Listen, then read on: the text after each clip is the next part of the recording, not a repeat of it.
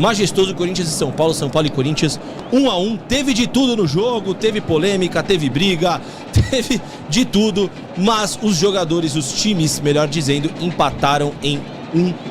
Você que está assistindo a gente, deixa seu comentário aqui do jogo, o que você achou? Corinthians jogou bem, não jogou bem? São Paulo jogou bem, não jogou bem? A gente também vai analisar essa partida, vai entender o que faltou para Corinthians, o que faltou para São Paulo para sair com um resultado mais positivo. Mas dedo no like, tá? Nossa meta de 3 mil likes tá muito próxima de ser batida, 2,7 mil likes, falta 300 likes, deixa o seu like aí, não custa nada, deixa o seu like, se inscreva no canal do Paulistão e também no canal Estagiários. Fazendo agora a minha avaliação rápida do jogo, eu achei o Corinthians protagonista desse jogo durante os 90 minutos, propôs mais, procurou mais, o São Paulo sofreu muitos primeiros 15 minutos. A partir dos 20, 25, o jogo ficou um pouco mais igual, e a partir dos 30 minutos do primeiro tempo, o São Paulo melhorou no jogo. Melhorou tanto que conseguiu fazer o gol numa bela jogada do Danielzinho, né? Um belo cruzamento, e de cabeça Gonzalo Tapia colocou o São Paulo em vantagem. Quase que o Luciano amplia, uma defesaça do Hugo na sequência. O São Paulo psicologicamente foi até melhor nessa segunda... da primeira etapa para a segunda etapa, foi melhor, começou melhor o segundo tempo, mas o Corinthians a todo momento agredia a meta do Rafael. O Rafael fez pelo menos 2 defesas muito difíceis no primeiro tempo, né? Teve um lance também que o Yuri acabou isolando, teve o lance do Mateuzinho cara a cara com o Rafael, que ele acabou chutando para fora. Então logo no primeiro tempo o Corinthians poderia ter empatado o jogo. No segundo tempo, o São Paulo começou melhor, o Corinthians entrou um pouco mais nervoso na partida, né? Errando algumas situações bobas, alguns momentos complicados, e tudo se encaminhava para uma vitória do São Paulo. Mas o Corinthians para quem acredita até o último minuto, o Corinthians é perigoso. E aí num lance despretensioso, né? Eu acho que a defesa São Paulina, os jogadores de São Paulo não acreditavam que o Corinthians poderia empatar esse jogo, né? E num lance ali, um bate e rebate, o Pedro Raul consegue ali realmente fazer o pivô, consegue segurar os zagueiros do São Paulo ficaram olhando a bola, né? Ficaram marcando a bola. O Breno Bidon, com 2 toques muito rápidos, conseguiu sair cara a cara com o goleiro Rafael e tirou. Golaço do Breno Bidon. Breno Bidon em alta no Corinthians, vem sendo um grande jogo. Mas, sendo muito sincero pra você, acho que o São Paulo ficou no lucro dado como foi o jogo, né? Vou pegar algumas estatísticas aqui pra gente elucidar um pouco. O Corinthians teve 19 finalizações contra 6 do São Paulo, uma grande defesa do Hugo contra 2 grandes defesas do Hugo contra 5 grandes defesas do Rafael. Então a gente vê que o Corinthians agrediu mais, teve mais volume de jogo e até merecia, por que não, vencer a partida, né? Mas alguns erros bestas, alguns erros ali que acabaram atrapalhando o Corinthians. Achei pontos negativos do Corinthians, o Ranielli, o Carrijo, o menino Kaique acabou não aparecendo, né? O André... Os 2 Andrés eu acho que foram bem. O Gustavo também eu gostei. O Gustavo Henrique zagueiro. E os laterais novamente o ponto alto do Corinthians. Agredindo, indo pra cima, conseguindo criar chances. O Corinthians que ataca com 6 homens ali na linha defensiva do São Paulo. Foi isso. Já falando do São Paulo, acho que o São Paulo fez o que tinha que fazer. Conseguiu o gol. Sobreviveu no jogo, mas faltou malícia principalmente de Hernan Crespo, de ter tirado o Bobadilla na hora certa e colocado o Pablo Maia, porque o São Paulo perdia duelos na meia-lua, no bloco médio, e o Corinthians começou a ficar mais à vontade naquela faixa do campo. O Corinthians começou a trabalhar um pouco mais a bola, começou a achar espaços nas costas dos defensores do São Paulo, e aí, quando isso acontece, psicologicamente, o gol é uma questão de tempo. Foi isso que aconteceu. O Crespo demorou um pouco, colocou o Bobadilla, tirou o Bobadilla e colocou o Pablo Maia e tirou o Gonzalo Tapia para colocar o Calério, o Tapia que já não se aguentava mais em campo. Se a gente analisar o jogo, gostinho de vitória, tá? Pro Corinthians, porque empatou no finalzinho, poderia ter vencido o jogo, mas melhor pro São Paulo, porque o São Paulo teve o presidente empichado na sexta-feira, vem a trancos e barrancos. Danielzinho hoje foi novamente muito bem, mas uma janela de transferências comedida do São Paulo, né? E empatou, jogando um jogo muito difícil, contra o Corinthians na Arena é sempre muito difícil. Então o empate não é dos piores resultados para o São Paulo. Já para o Corinthians Corinthians 4 pontos, as campanhas muito parecidas, só que o Corinthians empata um jogo dentro de casa e agora vai precisar compensar fora de casa, né? Lembrando que o Corinthians ainda pega o Santos na Vila Belmiro. Para falar sobre esse jogo, vou chamar aqui meu fiel escudeiro Thiago Maroto. Suas impressões de Corinthians 1, São Paulo 1. Cara, sem dúvida nenhuma, gosto de derrota pro São Paulo, né? Passou mais de 80% da partida, quase 90% da partida, 95% da partida na frente, né? Vencendo por 1-0. Gosto de derrota total pro São Paulo. Pro Corinthians, um resultado que, né, seria trágico perder em casa por um dos maiores rivais. Um momento complicado na tabela pro Corinthians também, mas sem dúvida nenhuma gosto de vitória pro torcedor corintiano, né? Vai pra casa nesse domingo aí com um empate nos acréscimos e com possibilidades aí de vencer o jogo no final, né? O Rafael ali teve que trabalhar. Segundo tempo do São Paulo muito abaixo, muito aquém daquilo que foi, né? A gente esperava um São Paulo voltando com a sua trama de ataque ali, Danielzinho, Marcos Antônio, o próprio Bobadilha, que fez uma partida ruim hoje, né? O São Paulo se defendeu muito mais nesse segundo tempo, dando espaço, dando campo pro Corinthians jogar. O Corinthians, por sua vez, fez o que tinha que ser feito, fez o trabalho, como a gente costuma dizer, né? E resultado resultado justo da partida, um bom clássico, porém o São Paulo teve totais condições de vencer na Neoquímica Arena, para aumentar os seus números lá, né, que não é tão favorável assim, mas uma boa partida, um bom domingo de clássico aqui e muito feliz de participar dessa transmissão mais uma vez com vocês. É isso, e agora eu queria também saber do Thiago Paçoca. A gente falou no começo do jogo, né, Paçoca? Qual seria enquanto eu vou pedir pro Gustavo tirar um pouco das imagens aí, qual seria a tônica do jogo? Quem perderia mais numa possível derrota? E eu queria saber de você, o que você achou? Eu achei que foi um baita jogo, foi aquilo que a gente estava esperando, né? Inclusive, na hora que eu cheguei aqui no prédio, eu conversei com o porteiro e tal, falei que eu ia vir pra cá, ele falou, você é o narrador? Eu falei, sou eu. Ele falou, conversei com o Thiago lá e eu acho que vai dar Corinthians, acho que vai dar 2-1 Corinthians. Falei, sendo bem sincero contigo, eu tô achando que esse jogo tá com uma cara de empate, cara. Pra eles. Eu acho que vai ser um jogo bom, vai ser um jogo movimentado, mas eu acho que vai ser empate. Ele falou, não, eu acho que o Corinthians vence por 2-1. E eu falei aqui no começo da nossa transmissão, quando eu entrei, né? Eu falei no pré-jogo. Esse jogo tava com a cara de empate. E foi um baita jogo. O jogo entregou tudo que a gente esperava, né? Teve superioridade de um time por um período, superioridade do outro, teve boas jogadas, teve boas criações, teve gols bonitos, esse belo gol do São Paulo, o gol do São Paulo marcado pelo Tapia na primeira etapa, teve treta, teve excesso de cartão amarelo, teve árbitro perdido no jogo. Todos os componentes, né? Tudo que um clássico exige, nós tivemos hoje na partida. Agora, falando sobre o jogo em si, sobre o resultado em si, eu concordo com o Maroto, eu acho que é um resultado que vem com gosto de derrota, mais uma vez, pro torcedor do São Paulo, né? E eu acabei, inclusive eu falei no meu Twitter agora, o meu antigo Twitter, né, o X, eu falei que é impressionante como o São Paulo não consegue segurar um resultado jogando na Neoquímica Arena. Independente de quem é o técnico, independente de quem são os jogadores no elenco, independente de quem é o time titular, independente do clima que tá no jogo, independente do campeonato, se é jogo de dia, de noite, São Paulo simplesmente não consegue segurar um resultado na Neoquímica Arena. É impressionante. Até na única vitória que o São Paulo tem na Neoquímica Arena, o Tricolor tomou sufoco e quase sofreu empate nos últimos segundos, assim, sabe? O São Paulo não consegue segurar um resultado e ter tranquilidade jogando lá. É impressionante, Maroto. E depois, quem puder fazer esse exercício aí, pode pegar. Os gols que o São Paulo toma na Neoquímica Arena sempre são nos finais de jogos. 2019 foi assim, gol do Wagner Love na final do Paulista.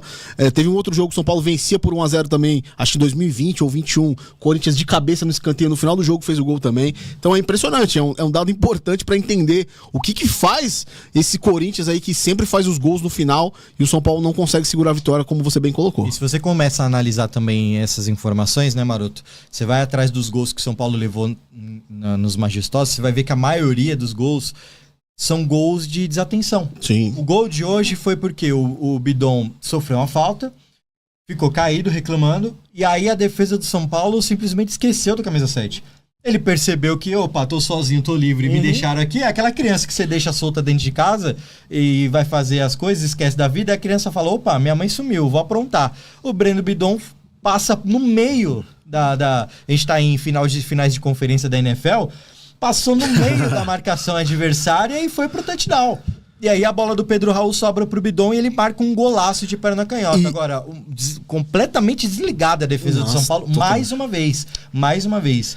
E é inexplicável, assim, o São Paulo recuar tanto, jogando, ganhando por 1-0, mas você vendo que o mental, que o psicológico do seu adversário tá em ruínas, que o time tá mal psicologicamente, você tem que ir pra cima, você tem que... É aquilo que a brincadeira que virou meme, mas é real, o que o Júnior fala, né? Você enfia a faca no cara, você tem que girar a faca. Você tem que matar o seu adversário. E o São Paulo não tem essa consciência. O São Paulo não tem essa noção. E aí, coube ao Breno Bidon mostrar que a bola pune ao time do São Paulo. Não, né? sem dúvida. E no próprio lance do gol, né? A gente vai falar também um pouquinho do Crespo, que na minha opinião demorou muito pra mexer no time, né? O time já demonstrava sinais de cansaço e tudo mais. No lance do gol, você vê que os dois zagueiros do São Paulo estão praticamente no mano com os dois jogadores do Corinthians. Cadê o volante do São Paulo ali? Cadê o Pablo Maia na cabeça da área ali? Você vê que a bola entra com muita facilidade. E aí o Alan Franco tem a infelicidade de disputar a bola de uma forma até meio mole, vamos dizer assim. O Bidon, como você falou, caiu, levantou, fez o gol. Mérito total do Corinthians. E aí a gente tá revendo o lance aqui na nossa imagem, né? Quando a nossa audiência tiver mais uma vez os replays, a galera que tá acompanhando vai perceber. O Breno Bidon estava sendo marcado individualmente pelo Alan Franco. Os dois caem na disputa. Sim. O Breno Bidon levanta imediatamente e vai, e o Alan Franco fica caído olhando o Breno Bidon ir. E aí, cadê o volante? E não tem ninguém pra fechar, e o Alan Franco fica. Quando o Alan Franco levanta e vê que o Breno Bidon tá pensando em fazer, já era tarde. O Breno Bidon já tá na cara do Rafael, e aí saiu o gol do São Paulo com uma trinca de jogadores ali, não tinha um volante ali na cabeça da área pra fazer essa contenção. Sim. Então uma falha grotesca do São Paulo, né? Novamente, mérito total do Corinthians. O Corinthians já vinha madurando esse gol, vinha empurrando o São Paulo, e jogar na Neoquímica Arena é isso. Os primeiros 5 minutos e os últimos 5 minutos são os mais tensos pro Corinthians, porque o Corinthians sabe, se tiver ganhando, vai segurar. Se tiver perdendo, vai com todo mundo pra cima. E aí chuveirou na área, a bola fica ali, uma hora essa bola vai entrar. Não tem como. Então o São Paulo sai com um saborzinho de derrota, assim, porque teve todo o jogo na frente, né? E jogando bem em certos momentos, alternância de poderes durante a partida, mas o São Paulo perdeu 2 pontos. Acho que a minha visão é o São Paulo perdeu e o Corinthians ganhou 1 ponto. O resultado, Léo, ele não é ruim em questão de campeonato, questão de classificação. Pro São Paulo não é ruim, porque era esperada uma derrota. Eram esperadas derrotas nos clássicos pro São Paulo. A verdade é essa. O torcedor São Paulino, ele sabe disso. Era esperado que o São Paulo perdesse os 3 clássicos. Então ter conseguido esse 1 pontinho fora de casa é importantíssimo pro tricolor. Vai com uma cabeça um pouco mais tranquila pro próximo jogo, claro. Remoendo muito isso, porque como a gente trouxe aqui, eu concordo, é um empate com sabor de derrota, você tomar gol entrando nos acréscimos, mas olhando o copo meio cheio, é um resultado ok. Resultado que o torcedor assinaria. Não, exatamente. Se você falar no início, ele assina. Antes do jogo, antes da bola rolar 2 horas antes, o torcedor do São Paulo, 1-1, tá bom? Tá ótimo. Assinaria. Perfeito. Assinaria com certeza, entendeu? Mas acho que vale a pena a gente reforçar. São Paulo, mais uma vez, teve a faca e o queijo na mão, jogou o queijo no lixo e jogou a faca suja de volta na gaveta. Pois é. Então temos essa situação, a gente colocou essa tônica do jogo, pra quem foi melhor, pra quem foi pior. O empate, né? Nunca é bom, ninguém sai de casa, não. Hoje eu vou empatar. A não ser quando é aquele mata-mata que você fez 4-0 no primeiro jogo, você fala, o empate tá bom. Sim. Vou comemorar o empate. Mas num campeonato de pontos corridos, ninguém pensa em empatar. Mas o empate ficou, eu acho que de bom tamanho, mais pro São Paulo do que pro Corinthians, pelo que o Corinthians criou. Agora analisando, falando nisso, daqui a pouquinho, coletivas aqui, tá? Daqui a pouquinho a gente vai colocar as coletivas de Hernan Crespo e Dorival, um pouquinho das 2 coletivas. Eu já vou liberar o Paçoca também. Mas agora pra frente, vamos analisar. O Corinthians hoje colocou tudo que tinha de melhor, Thiago Paçoca. Tudo que tinha de melhor disponível o Corinthians colocou. E a gente vê um time com alguns problemas, né? Principalmente nesse último passe, alguns jogadores um pouco desconectados, o meio com Carrilho e Ranieri não funcionou, essa dupla de volantes ali acho que não deu certo.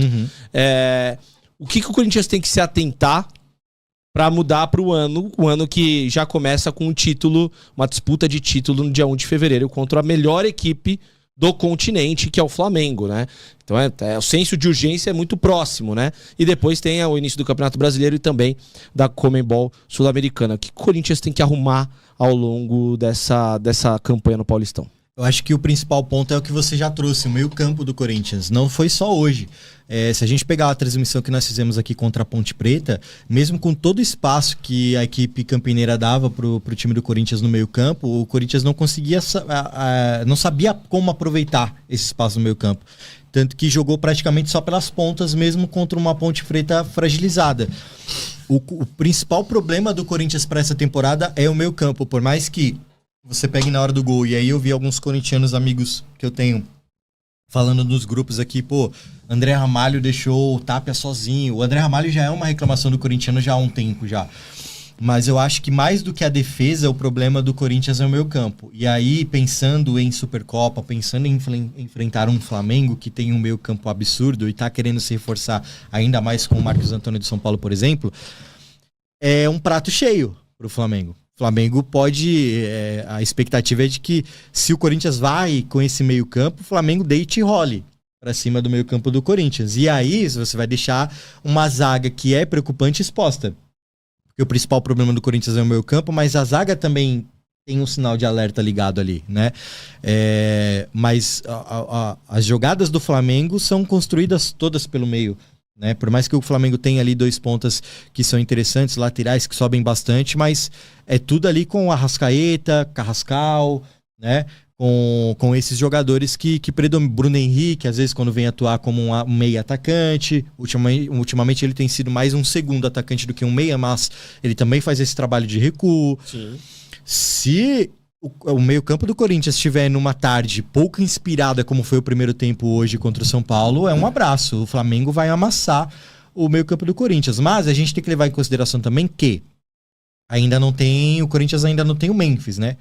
Não sabe se vai estar disponível para a Supercopa já, se ainda não vai estar.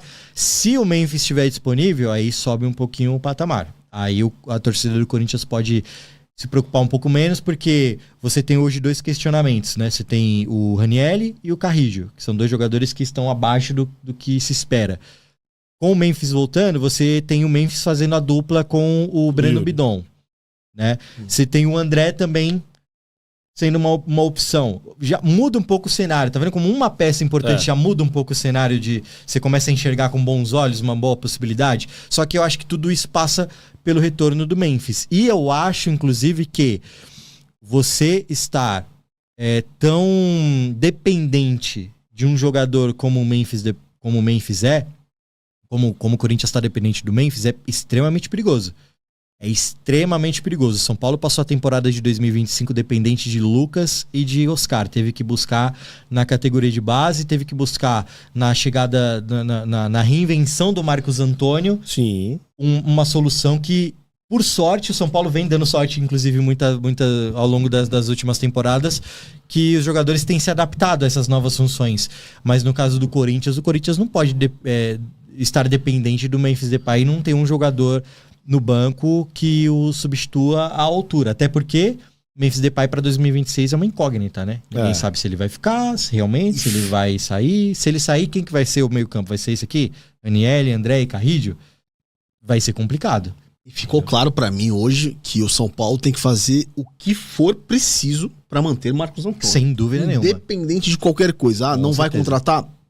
Tudo bem. Agora, a presença e a permanência desse jogador no meio-campo de São Paulo é primordial. É prioridade pro São Paulo no ano. É isso. Sem o Marcos Antônio, o São Paulo vai perder demais, porque a gente viu que o Lucas vem abaixo, pode ser que melhore, né? O torcedor tricolor espera que melhore, mas já vem de uma temporada não tão boa também, sofrendo muito com lesões. Agora, o que esse jogador, Marcos Antônio, é fundamental nesse esquema tático do São Paulo, independente se for uma linha de 3, uma linha de 4, esse cara precisa ficar. Então o São Paulo não pode abrir mão desse jogador, mesmo que o Flamengo chegue com um caminhão de dinheiro aí. Porque aí a gente tá falando de perspectiva do ano, né? Sim. A gente vai falar, beleza, o Flamengo vai depositar um caminhão de dinheiro, mas a gente sabe que esse valor também aí, o São Paulo não vai conseguir fazer muita coisa. Tem quase 2 bilhões de dívidas aí, não vai contratar jogador, então... é melhor pensar na parte esportiva, né? Então o São Paulo já fez um primeiro movimento, que é dando a camisa 8 pro atleta, pra tentar agradar um pouco mais o atleta. Ele agora é titular absoluto. Então o São Paulo precisa abrir o olho e acordar que esse jogador não pode sair do elenco. Perfeito. E falando em Marcos Antônio, falando em São Paulo, o Flamengo tem uma investida, quer trazer o Marcos Antônio, né? Tem o interesse em trazer o Marcos Antônio, mas o São Paulo tá respaldado juridicamente, né? Tem esse contrato com a Lazio, né? Esse contrato já tá com uma obrigação de compra.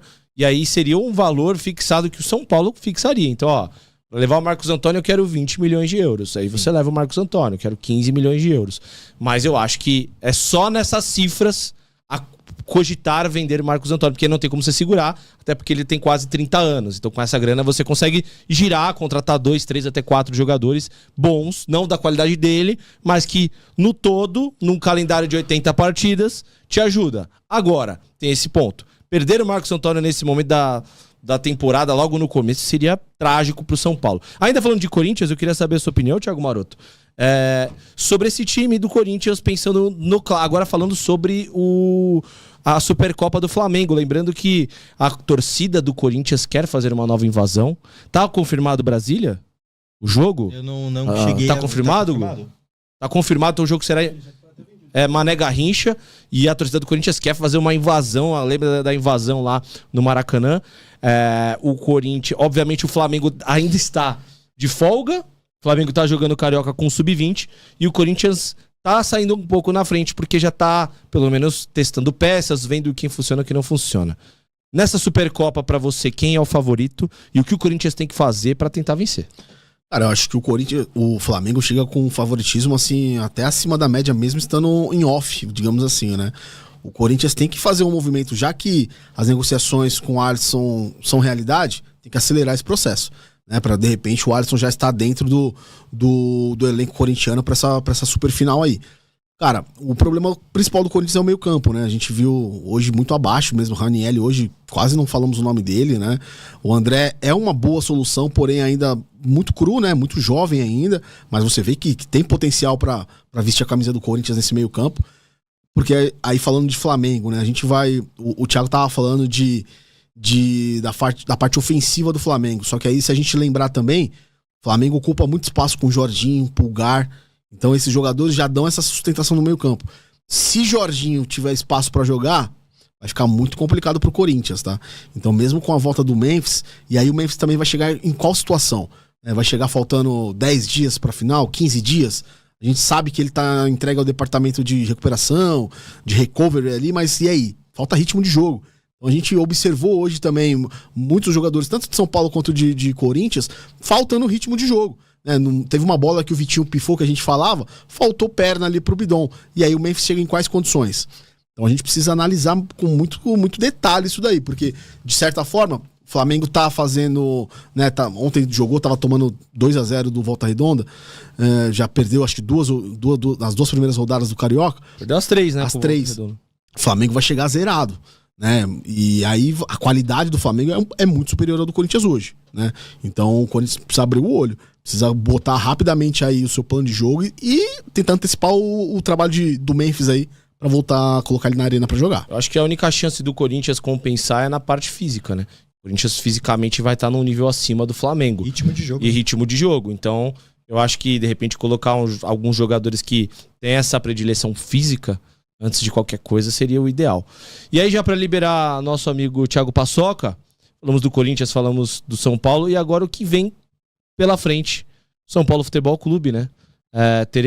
Vou pegar a sequência do São Paulo aqui, não é uma sequência fácil, porque eu sei que pega agora a Portuguesa no Morumbis e depois tem o clássico com o Palmeiras no fim de semana, onde faremos novamente a nossa transmissão que aqui está. O que você enxerga do São Paulo, agora com o Júlio Casares deposto do cargo, né? Afinal, pediu renúncia. E aí o São Paulo pega Portuguesa, Palmeiras, Santos, Primavera, e aí já vai ter estreado no Campeonato Brasileiro contra o Flamengo. Acho que o primeiro grande desafio do Flamengo com o time completo é contra o São Paulo no Morumbi, dia 28 de janeiro. Como você enxerga o São Paulo agora para a sequência da competição? Cara, o São Paulo, como eu disse no finalzinho do jogo, né, antes de passar a bola para você comandar aqui o nosso pós, esse resultado, se tratando de classificação, não é ruim. São Paulo hoje, com esse empate, foi para 9ª colocação, subiu uma posição, ultrapassou o Mirassol inclusive, né, são 4 pontos. Corinthians foi para a 7ª colocação com 4 pontos também, aí os critérios de desempate é que fazem valer a posição de cada um, mas se tratando de classificação, o resultado não foi ruim. Você enfrenta um Corinthians diante da sua torcida, fora de casa, com a sua situação nos bastidores, afetando claramente dentro de campo.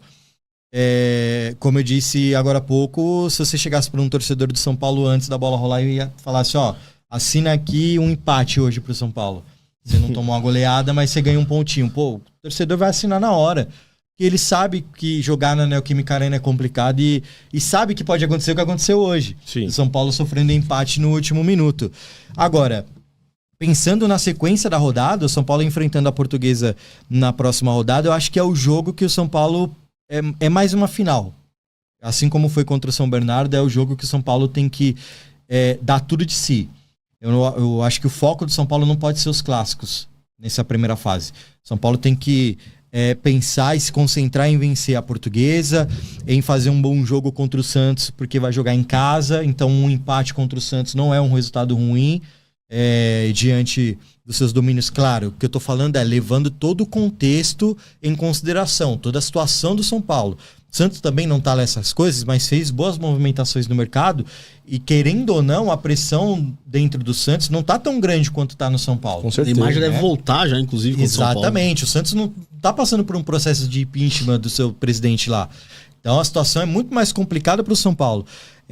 Vencer a Portuguesa, fazer um bom jogo e tentar ali buscar um empate fora de casa contra um Palmeiras. Eu não acredito que aconteça isso. Acho que o Palmeiras vence. Tentar buscar um empate contra o Santos. E aí vai enfrentar o Primavera. E vencer o Primavera e vencer a Ponte Preta lá em Campinas. Essa é a sequência que o São Paulo tem que ter na cabeça. Essa é a sequência que o São Paulo tem que ter na mente. Se vier um bom resultado, uma vitória contra o Santos ou contra o Palmeiras, maravilhoso, excelente. Mas a preocupação do São Paulo, o foco do São Paulo tem que ser contra os times de menor expressão e tentar fazer um jogo que leve aí, de repente, um ponto nos clássicos. E a torcida reclamando bastante aqui no chat aqui também. Eu recebi muitas mensagens aqui do lance do pênalti no São Paulo, né? Reclamando que o empate foi injusto, né? O chat tá falando aqui que foi um empate injusto, pensando na questão do Hugo Souza. E pra finalizar da minha parte, realmente eu acho que o jogo, o início de ano do São Paulo é fazer essa manutenção do Paulista. São Paulo não tem que aspirar a título nem nada, tem que se manter no Paulista, classificar, deu pra chegar nas finais legal, não deu, ótimo. Colocar a casa em ordem, porque o brasileiro vai começar mais cedo, começa no próximo dia 28. Você tomar 3, 4 pancadas no começo do brasileiro, você não vai buscar mais. Então, pensando em São Paulo, né? Falando de São Paulo, com o elenco que tem hoje e com a guerra política que tá vivendo o clube. Então, o Paulista hoje é fazer a manutenção. Ano que vem, você vê o que acontece, mas o São Paulo precisa de fato limpar, tirar a sujeira debaixo do tapete e organizar a casa. Acho que mantendo no Paulista aí, classificando, ou pelo menos ficando na primeira divisão, é o ano ideal pro São Paulo hoje.